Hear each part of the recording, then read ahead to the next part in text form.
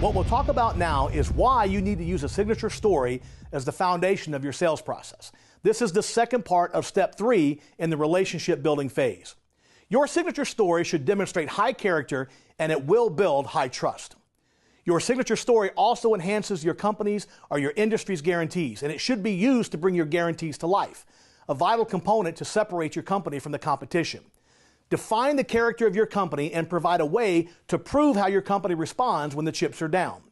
Doing the right thing always pays off. Remember Sarah Parker. By refunding her money, that led to additional $20 million in sales over the next 60 months. I urge you to get stories and customer testimonials in writing. You'll see why later on. This is where you'll begin building the wall of evidence that your company is the best choice by using your company's guarantees and your signature story. Here's the thing. You never know what's going to be the most important factor to your prospects. You don't know which factor will push them over the edge to make them want to become a customer. It's kind of like in the legal field where they build a wall of evidence. There's no single brick that proves somebody did something or didn't do something. It's the wall of evidence, the combination of all the bricks. Imagine for a second you're on a jury trial. You're one of the jurors, and there's somebody on trial for murder. The prosecutor makes the case that on the night of the murder, that a car matching the defendant's car was seen in the neighborhood of the murder. Does that mean that the person's guilty? Of course not. But what if they then say, well, in addition to a car just like yours being in the neighborhood, an eyewitness got a glimpse of the license plate and the last 2 numbers of the license plate matched the defendant's car. Is he guilty now? Maybe he's just unlucky, a car similar to his with a similar license plate. But then what if the prosecutor says we have evidence here that shows there was a ping off of a cell phone tower right by the victim's house from the defendant's phone? Now things are starting to get pretty suspicious. Either this defendant is very unlucky or maybe, just maybe, he had something to do with the crime. Then finally the prosecutor brings you a piece of evidence that another person came forward and said the defendant had threatened to kill the victim 2 nights before the murder. At this point, you're saying this guy's guilty of sin because there's too many coincidences. In other words, there's a big wall of evidence. No single brick made the difference, but the combination of the bricks made all the difference.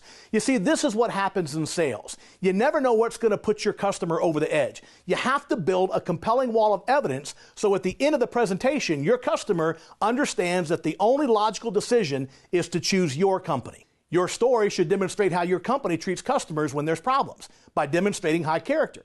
Then leverage your story to set a consistency anchor by getting your prospect to declare that they prefer your company over getting multiple bids and proposals. This will show that the risk of making the wrong purchasing decision in buying from you is very low, and you'll close the multiple bid door. The combination of using your guarantees and signature stories are very powerful tools to demonstrate your high character and thereby worthy of the prospect's trust. It's undeniably true that people buy from people they trust. I mean, when was the last time you heard someone say this? I think I'll buy new windows for that home from that creepy guy who made my skin crawl. No one ever said that, right? In his landmark book, The Speed of Trust, Stephen M. R. Covey says that building trust requires 2 things, character and high competence. Being honest is not enough in sales. You must also have the skills to deliver the results and do the job right. That's competence. However, trust is not built in a single transformational moment. It's through a consistent demonstration of high character and high competence. So you've got to design, plan, and perform activities that demonstrate both high character and high competence in the course of your sales presentation. Not random ideas or tactics scattered throughout your presentation. They must be used in a simple, systematic, and process-driven way. Listen, if you want to stay in perpetual sales purgatory and financial hell, keep thinking that you're at the mercy of random good or bad relationships, or that you're the victim of happenstance, or that trust is arbitrary. Every situation has unique potential to improve communication and earn the trust and business of your prospect. You have the ability to influence whether or not the prospect grows to trust you or not. There are specific things you can do to earn their trust. You are not powerless, you're not dependent on circumstances or good luck. Trust is not random. You must earn it. The more skilled you become at earning it, the more income you will earn, period. But don't forget, trust is built 1 brick at a time, little by little. The wall of trust or distrust is not random. So you need a reliable process designed to build trust.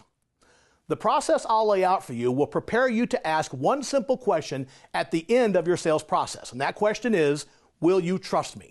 If you've earned the right to ask this question without it feeling awkward, then you'll know you've done your job. But you can't ask it unless it feels right and makes sense. so don't be a pushy moron.